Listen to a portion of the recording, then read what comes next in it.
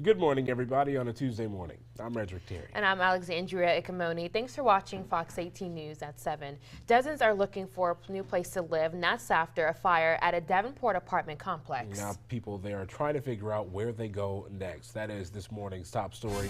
Firefighters still aren't sure what started the fire at the Breckenridge apartment complex Sunday evening. Crews saw flames shooting out of a third-story unit when they got there. Everyone escaped without being seriously hurt. Fox 18's Kelly Bowles reports how those tenants are now doing.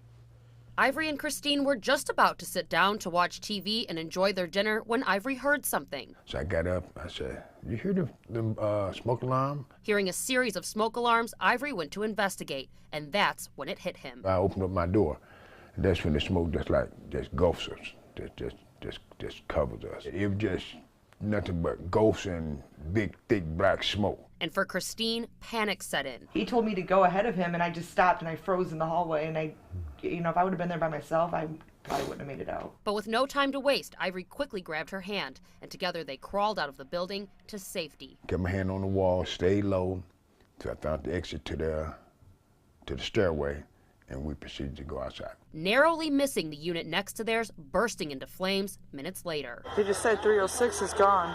Although they're devastated, they know it could have been much worse. I'm glad it did happen. Happened that time of the day, 2 or 3 o'clock in the morning when everybody was asleep, because if it happened that late, I don't think everybody would have got out safely. Now staying in a nearby hotel, thanks to the Red Cross, they're trying to figure out where they go from here. Only thing we have is what we have on right now.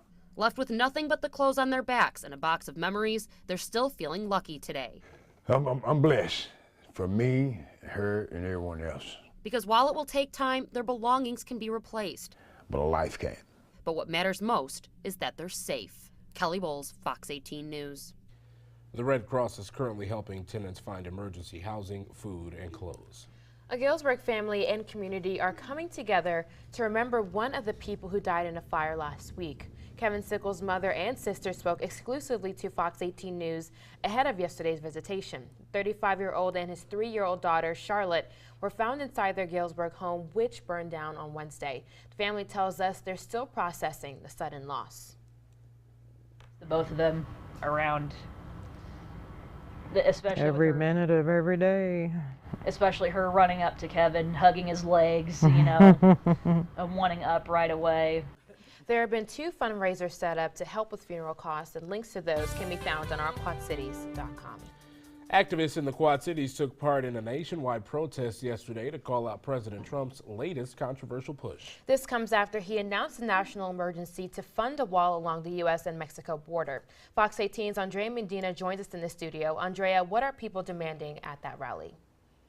Redrick, Alexandria, dozens of Quad Cityans gathered at the Metropolitan Community Church of the Quad Cities in Davenport to stand up to the president. They contributed to a national wave of protest accusing the president of abusing his power by calling it a false emergency.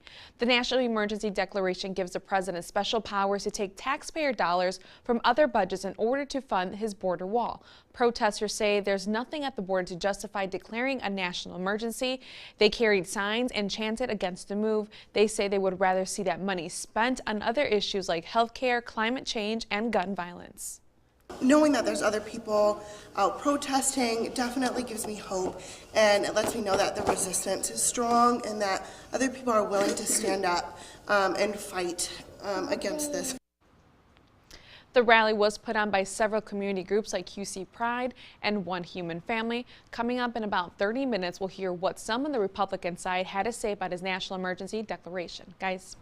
Andrea, thank you. On a lighter note this morning, a new season means a new look for the Quad City Steamwheelers. This year they'll be playing on new turf. The director of operations says this new field is a better fit for the arena at the Taxslayer Center, but it does take a lot of work. We turned over from a hockey game yesterday, last night, so we could be ready for the install of the football field, and then we had additional staff that came in at about 4 a.m. to assist in installing the field, as you see it here. It needed about 8 to 12 people to help install that field. The first Steamwheelers home game is this Friday night. Woo! Oh, exciting stuff. The Steamwheelers, obviously, their debut season once again here in the Quad Cities was last season, and everybody loved it. There was a ton of attendance numbers, big attendance numbers there.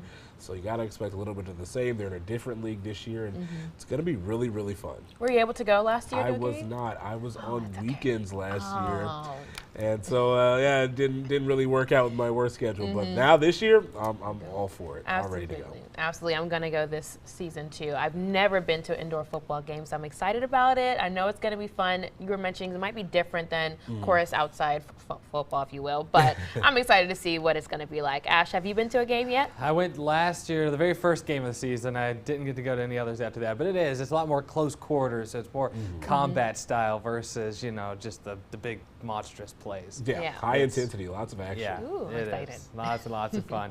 Alrighty, out the door here this morning, we do have some winter weather on the way for us tonight, so indoor activities not a bad idea. Winter weather advisory in effect for almost everyone, and then our western hometowns under a winter storm warning where we expect higher totals as we go through the night. Winter rolls on once again. We'll be seeing several inches. We'll time that out coming up in just a little bit, but temperatures are about 10 to 15 degrees colder than this time yesterday. Jet stream's trying to bring up some warmer air from the south here this morning. It's going to be allowing the warmer air to settle in here, but it's also bringing some moisture with it as well, and then fueling the overnight snow. So while it keeps things mild today, it will stay cloudy, and we will have that snow on the way for us tonight. So temperature-wise, up to the upper 20s today. Snow shouldn't start at least until after sunset tonight, probably a little closer to midnight. Then it'll last through lunchtime tomorrow. But just enjoy the upper 20s here today while you can. Just dug ourselves out of one snowfall and right into another one. So go see your chiropractor today and get ready for tomorrow. Exactly. Maybe take a preemptive soak in the tub beforehand. Nice little ice bath. There you go. Yeah. Put a bath bomb in there. Go crazy. Go crazy. Ice bath bomb. Do whatever you need to do. All right, Ash, thanks. Coming up, what made the group Queen decide to perform at this year's Academy Awards? The time now is 7:08. You're watching Fox 18 News at 7. Fox 18 News is live at 7 with Redrick Terry, Alexandria Ikomoni, and meteorologist Ash Simpson. You're watching Fox 18 News at 7 in high definition.